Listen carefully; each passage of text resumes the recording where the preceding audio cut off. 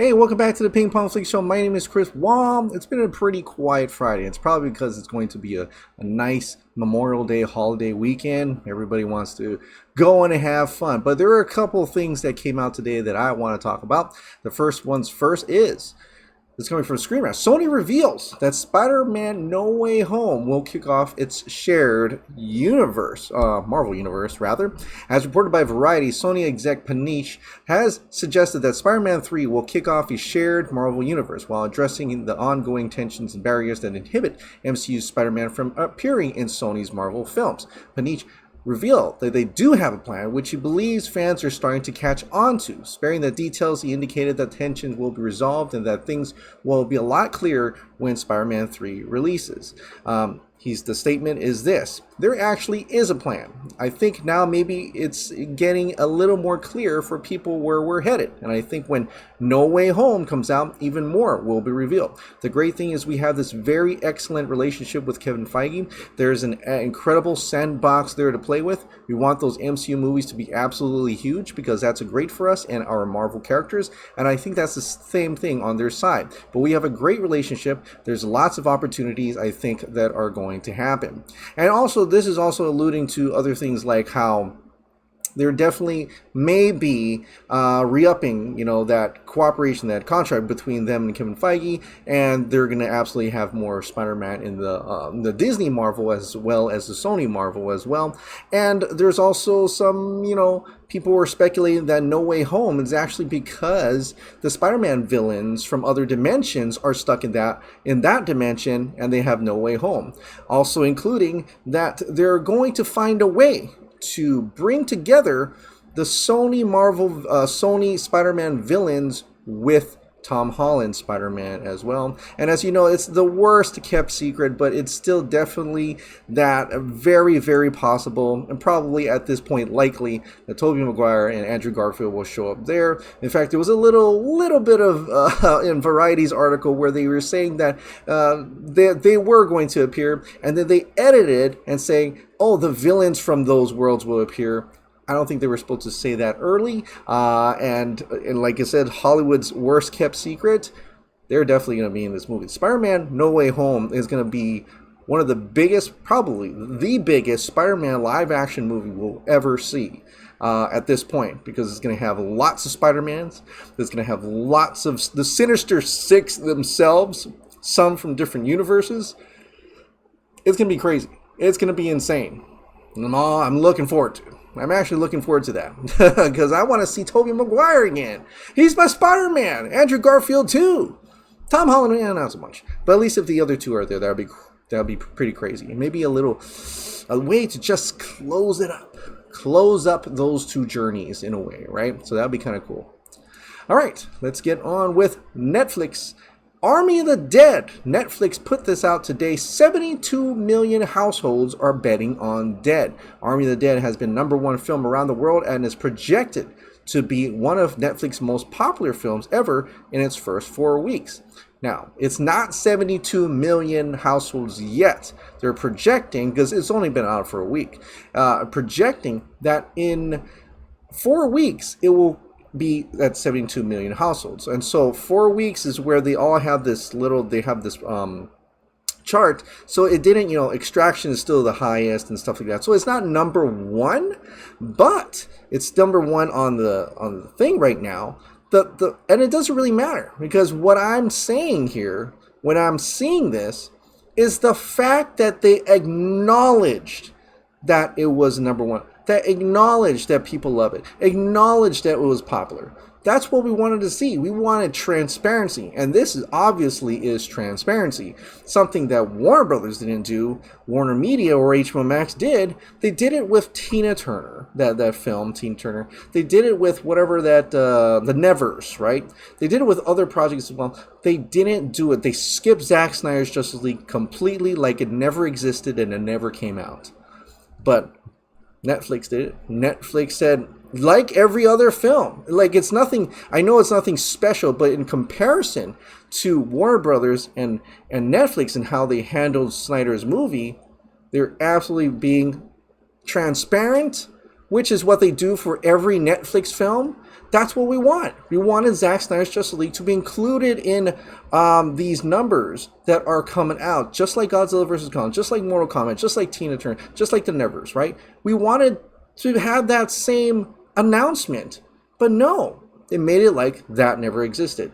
Netflix is not going to do that. They're definitely all in on it. They're definitely going to promote the heck out of it, and they're gonna say these kinds of things just like every other Netflix film, which is great. That's what we wanted to see. That's the kind of partnership that we want to see, and I think that's the kind of partnership that Zach would truly appreciate. But there is this weekend. This weekend is gonna be like a watch party. I think it's tomorrow, and I apologize, I don't have it pulled up, but I think at 12 p.m. Pacific Standard Time tomorrow, there's going to be a watch for Army of the Dead. But in any case, just this weekend alone, be sure to watch Army of the Dead, and let's get these. Let's over how much over project, right? I mean, well, they're projected at 72 million. Let's what do you call it? Overdo that. Let's make it more than 72 million, right? So hopefully at this point, let's make it a big streaming weekend for Army of the Dead. It's a 3-day weekend. Watch it every day if you can, if you want to, and support Army of the Dead. I mean, at this point, I think we're going to have a sequel anyway, but it's great to support Zack Snyder's movie. All right. Let's get into some DC now. This is a new image from the Suicide Squad. James Gunn just put it out there. I guess he also sees that there's like no promotion whatsoever for Suicide Squad, so he has to do his own for some reason. But here we have Ratcatcher 2, The Thinker, Bloodsport, and Polka Dot Man in their other, I guess you call them cities. I guess they're undercover or something. They're going to find out someone or find more team members, probably. That's what I'm thinking, to get the group together. Well, or maybe they found the Thinker because he's kind of holding his arm like they've captured him in a way. So that could be what this is all about. So James Gunn's promoting it himself. All right, and lastly, the Grace Randolph had a pretty awesome interview, and it's with it's with the Flash and Snyder Cut and Godzilla vs. Kong VFX artists. Name is Brian Hirota and also John Desjardins. So she got to talk to them and talked a little bit about everything. So you can check out that whole video there. There are chapter times for that. One of the things they discuss on this interview is that, and they can't really talk about the Flash because they're working on the Flash right now. How they came back to the DCU after their tough experience in the Snyder Cut or the Justice League, right? They were kind of disenfranchised with DCEU. They says, we don't really want to work with DC anymore. We were kind of like, nah, we're done with that. Let's move on. We're going to go do Godzilla versus Kong. So, and these guys, right, they've worked with Zack many times. They're pretty tight, pretty tight with Zack Snyder. So, and Zack Snyder has that type of following. They have this kind of loyalty when people work for him, whether it be Ben Affleck or Ray Fisher or, the editors or the VFX artists and stuff like that. They have this certain type of loyalty. So they were probably just like Ray and just like they're just like, I don't want to deal with this anymore. No more DC. We were kind of all through that. We don't want anything to do with that. And which was it's kind of like us. We were like that as well. We didn't want to. It's kind of like I'm not too excited for a DCU. That's why I'm like talking about other movies like Spider-Man and other things like Army of the Dead and everything else like that as well, and not just DC centric. But the interesting part is that when they talked to Andy Muschietti and Barbara Muschietti, that these VFX artists saw something in the script and thought that was amazing. I like that. That's something that I would want to work with. I want to work for. And so I thought that was interesting because that's not the only time that we've seen that happen.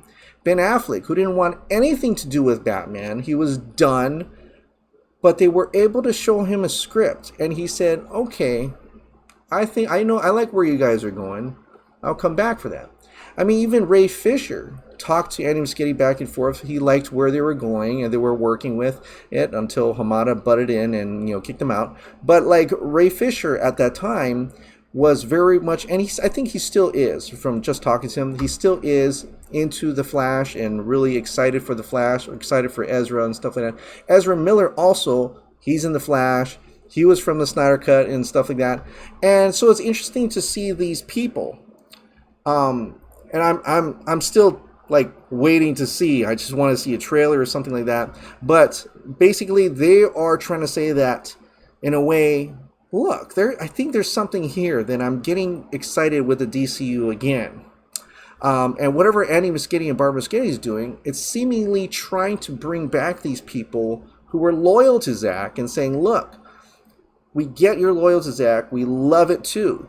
Let me show you what we have in mind and be inclusive of Zack's project in a way, Zack's vision in a way. And I don't know what that is because there's still Michael Keaton and all this kind of stuff is happening.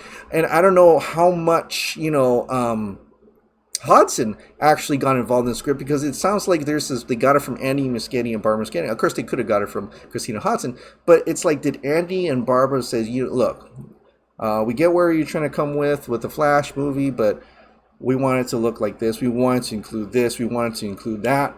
And maybe, just maybe, this is a hint of, hey, we're trying to bring that Zack Snyder stuff back in there. But I don't know. But it's great to see that an artist like Brian Hirota and, the one who actually did the Flash scenes, including this one right here. And I didn't even know. That's incredible that this whole Flash scene here is completely CGI. I thought that was Ezra Miller himself in there, but no. The entire thing, down to Ezra Miller, the other stuff, yeah, CGI, but I thought he was actually running. But no, Flash himself was CGI, so that was incredible, and that's the team that is working on the Flash movie right now. Now, some of the stuff they talked about in the Snyder Cut, where they presented, where they had the Flash time travel in the Snyder Cut before it turned to Justice League, right? That Warner Brothers execs didn't understand that time travel sequence, and so they were forced to cut it out. And I'm like, what?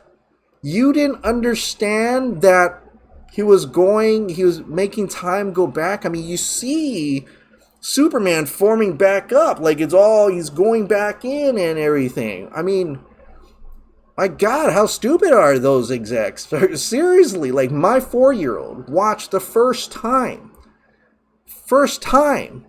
He watched it and he said out loud, says, what? Flash turning back time? My 4-year-old knew that. 4-year-old. Now, granted, he's kind of smarter than all the rest, but but he knew, he saw that the first time. Yes, I let my 4-year-old watch it. He actually loves it. If you saw my Eternals reaction, he kept pointing at Justice League because he wanted to watch that again. But anyway, so I don't get that at all. And so, but it was something that, the VFX artists were so passionate about. They loved it. They're so happy that they got to show the world this type of process back and this vision that they had together with Zack and Chris Terrio and everybody. So that was pretty incredible. But I'm going to play you a clip because they talk about, and thanks for Alex Lobo for pulling this out. They talk a little about how this Flash is definitely going to be connected to Zack Snyder's Justice League. It's not going to be connected.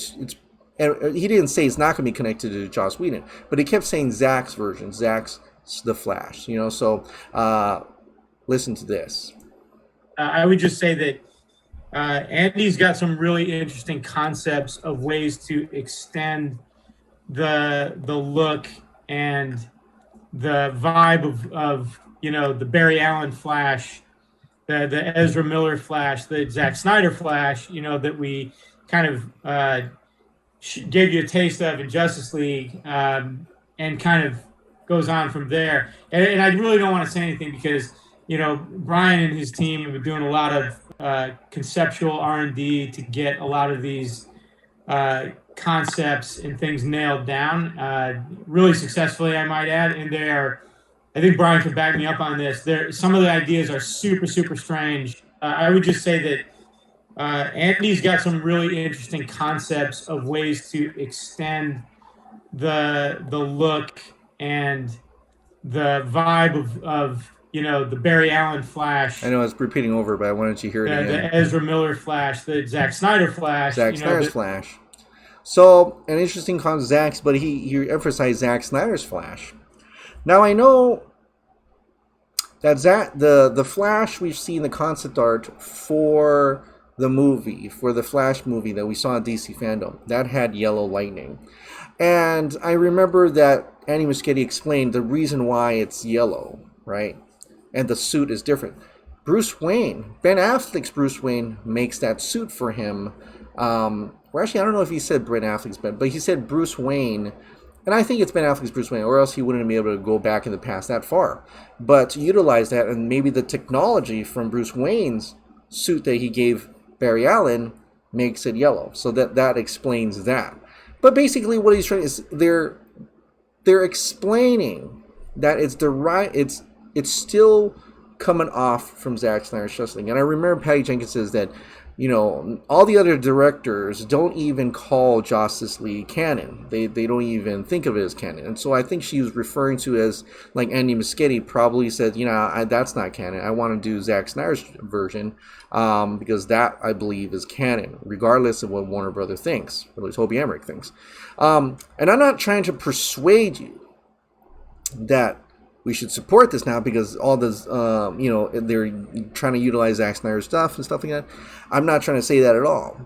I'm just curious to see that the loyal members of Zack's crew, including Brian Hirota and John DJ Desjardins, who's worked with countless times with Zack Snyder, and Ben Affleck, and Ray Fisher at one point when he was signed up, was all very excited to work with Andy Muschietti's The Flash, because to them, the reason why they're back into the DCU, the reason why these guys are back in the DCU, was because of Andy Muschietti's story and what he was going to work on with The Flash. I feel like Andy Muschietti, regardless of what Warner Brothers has done, the Muschiettis, Andy and Barbara, are really trying to, in a way, connect to Zack Snyder's work. They're not going to disregard it. And that remains to be seen. We have to watch the movie first or even see a trailer or something, and we'll have to wait and see about that. But to me, it's interesting to see that I get Ben Affleck because he's an actor, and Ray Fisher, yeah, definitely, he's an actor too. But for the VFX artists that go way back with Zack, who explicitly say that they walked away from the DCU, they say we're done. I mean, that was a terrible time in our lives and in our professional career. We're not going to do anything in the DCU, but we're able to be brought back because of what Muschiettis have done. They brought him back because of what they saw. So it makes me even more curious. What did they see? What did they all see? What did Ben Affleck see? What did Ray Fisher see? What did Brian and John, all these guys, what did they see in the Flash movie that said, look, this excites me to DCU once again. Not Black Adam, not Shazam, not Birds of Prey, not all this other stuff, not all this other things, Wonder Woman 19, whatever. This movie. What is it about this movie? So in my hopes, even though I know that the studio themselves don't want to restore Snyderverse, in meaning they don't want to do Justice League 2 and 3, that the Muschiettis are able to do something in the Flash film that will say, we're going to make sure that if the Snyder fans are watching this, that they're going to love this too. We're not going to erase that universe. We're going to be included. We're going to include that universe. And if that's the case, then Ben Affleck could still be Batman. And I don't know what Ray Fisher is going to do, but if Ray Fisher can be worked in somehow and like someone over the top says, nope, Ray Fisher's back in, stuff like that, very curious. I'm very intrigued by that notion alone. So we'll see what happens with that. All right, well, let's get into the members' comments and questions now. Manu says the sound skips a bit and the video starts from time to time. I know I was having some weird internet issues yesterday, so that might be the case. Yeah, sorry about that. JJ didn't specifically address Star Wars. Oh, this is one of them. He generally talked about his experience in multiple projects, and then I guess folks take it that he was, of course, talking about Star Wars. The headline of him admitting the Star Wars trilogy could have been planned better is not what he actually says, semantics and all, but yeah, I also didn't mean you, Chris, but folks in general. No problem. But the question was specifically about Star Wars and the trilogy being, oh, that's someone else. Plum, yeah. So it was, so I'm going to play this clip here. I'm not going to play the whole thing because he talks about all this, and you guys can go ahead and read it yourself if you want to see what he says or even listen to this whole thing. But here's the question came up. This is the question. This is the lighter. One of the things I liked about the Star Wars franchise that you guys did was the creative handoff between you and Rian Johnson, which I felt it was letting filmmakers take their own stories and take the story where they wanted to go, and I felt that played out in a really interesting way.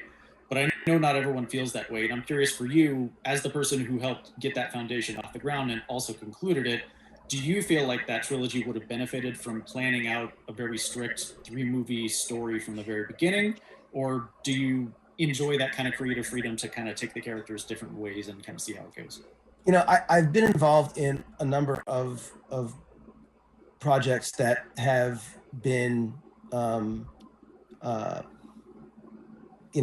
most cases, series that have ideas that begin the thing where you feel like you know where it's going to go. And sometimes it's an actor who comes in, other times it's a relationship that as it's written doesn't quite work, and things that you think are going to just be so well received, just crash and burn, and other things that you think like, oh, that's a little small moment, that's a 1-episode character, suddenly become a hugely important part of the story. And I feel like what I've learned as a lesson a few times now, and it's something that especially in this pandemic year, I might as well just play with writers. The lesson is that you have to plan things the best you can, and you always need to be able to respond to the unexpected, and the unexpected can come in all sorts of forms. And I do think that there's nothing more important than knowing where you're going. And there are projects that I've worked on where we had some ideas, but we hadn't worked through them enough. We had sometimes we had some ideas, but then we weren't allowed to do them the way we wanted to. We had, I've had all sorts of situations where, you plan things in a certain way, and you suddenly find yourself doing something that's 180 degrees different. And then sometimes it works really well, and you feel like, wow, that really came together. And other times you think, oh my God, I can't believe this is where we are. And sometimes when it's not working out, it's because it's what you planned. And other times when it's not working out, it's because it didn't. It's like you never really know. But having a plan, I have learned in some cases the hard way, is the most critical thing, because otherwise you don't know what you're setting up. You don't know what you're what to emphasize, because if you don't know the inevitable of the story, you're just as good as your last sequence or effect or joke or whatever, but you want to be leading to something inevitable. So if you look back at the question that was presented, the interviewer specifically said Star Wars trilogy, and the context was around the Star Wars trilogy. And for JJ, on big IPs, there's absolutely only two: Star Trek and Star Wars. So I wouldn't say, like, I know maybe some people want to jump on Collider or something like that, but that absolutely, what the hell was that? That was absolutely what was said. I mean, he was addressing Star Wars. He didn't want to address like this was it happened something like that, but he did say the character in an episode and stuff like.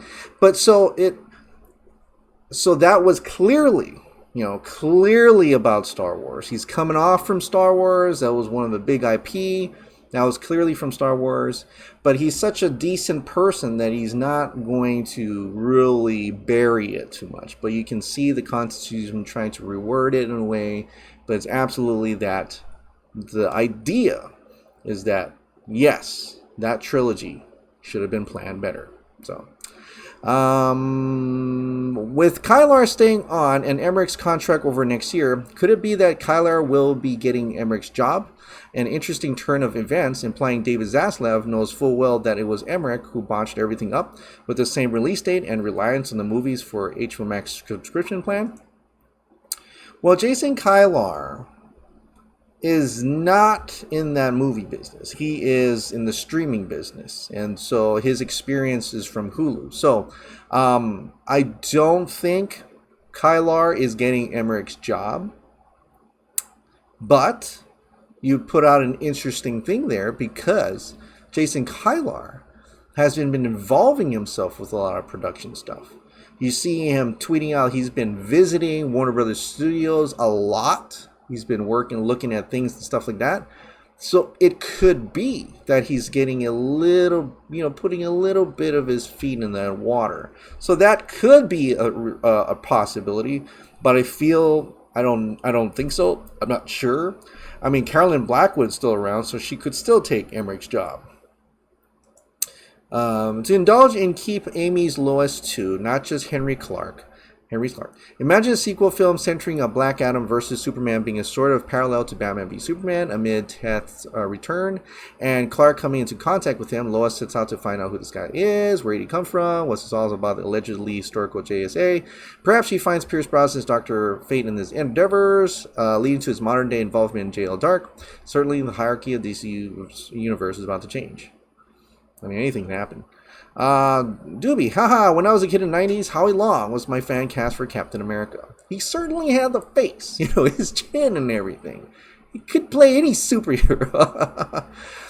Speaking of John Hamm, I've wanted to see him play Ultraman for a long time now. Oh, years in Army Hammer as Owlman. If he ever gets out of his legal social woes, I haven't cast anyone else in the Crime Syndicate fan cast leads to heartbreak, as does hope his studio goes in a specific direction. But I would love to see the Crime Syndicate in the DCU, especially in a forever evil type of manner. Yeah, that would be exciting to actually see the Crime Syndicate. And I really love that animated movie with the Crime Syndicate and stuff. And I've read some comics with that as well. And I even have an Ultraman toy all the way down there, which anyway. But yeah, so yeah, that would be kind of cool to see a Crime Syndicate story. Now that I think about it, I definitely need Zack Wars. Zack Wars! Since Cyborg is important of Nightmare timeline, Chris, can you please plug me in about the chances of Ray Fisher's Cyborg in jail 2 if it's greenlit amid the Justice League investigations on the drama? Right now, you're probably looking at not greenlit, not doing anything right now. I think Warner Brothers, just like Snyder, does not want to have anything to do with Ray Fisher or Justice League.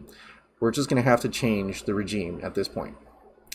Here's my thoughts on when Zack's film would have been set in the Star Wars canon. Hold on, let me a second.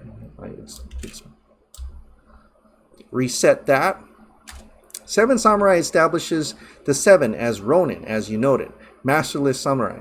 Along the same lines, the Magnificent Seven are gunfighters facing an American West getting civilized, and therefore both versions have the heroes face a world that seemingly no longer needs them. And so, they're desperate for something to do that ensures they don't feel worthless. Therefore, the Force users in Zack's film, presumably Jedi, would doubtless be facing a galaxy that no longer seems to need their specific skills. Therefore, it was probably set around a millennia before Phantom Menace, shortly after the Sith are seemingly rendered extinct amid Darth Bane establishing the rule of two. These 7 Jedi have lived used to war against the Sith Empire. With the war over, they feel useless in a new era of peace. What do you think? Well, if it was still going to be Star Wars, then that, all that could be pretty interesting and stuff like that. I don't know where it would fit in or whatever. But yeah, it's not going to be Star Wars anymore. It's going to be, instead of lightsabers, it's probably going to be a sword. Maybe it's just a regular sword. I don't know. People have guns and stuff like that. Instead of the Force, maybe they won't have any Force powers. I don't know. But the concept of a 7 warriors protecting something, few against many, that concept is what Zack's going to play with the science fiction around it. So now that he can't use Star Wars, it's definitely going to be something original and new and whatever he wants, which is the most critical and important thing. I think Christopher Meloni could play a great Bruce Batman in Zack Snyder's The Dark Knight Rises. Superman, though, no idea. John Hamm sees a good option. Christopher Meloni, that's an interesting choice for that. Never thought about that. Now I kind of want to see some fan art of what that looks like. I've seen John Hamm fan art, which looks pretty cool. So yeah, I don't know who's going to play them at this point. It's going to be interesting, but I think if Zack gets to do that, it's definitely like Bruce Wayne's Ben Affleck. It's going to be on the nose. And like I said, he won't use Ben Affleck and Henry Cavill. He doesn't want, it's a new world. It's its own thing. Doesn't want to be confused with Batman v Superman and Justice League. So he's definitely going to recast them for The Dark Knight Returns. So that's just how it's going to be. Even though I love Ben Affleck as Batman. But he's still Batman in Justice League. And hopefully 2 and 3. And the Flash movie as well. All right, well, that is it for tonight. And, I hope you all have a wonderful weekend. Just make sure you get to watch Zack Snyder's Justice League and Army of the Dead, but mostly Army of the Dead this weekend, as in show support that it could be a big, major movie for Netflix. And they've really, put a lot of money into that, and it's all worth it. So anyway, thank you so much for watching. Like I said, if you absolutely love this daily dose of entertainment news and content, please click the like button, hit the subscribe button, ring that notification bell, keep this hot dog light on, and I'll see you next time. Bye.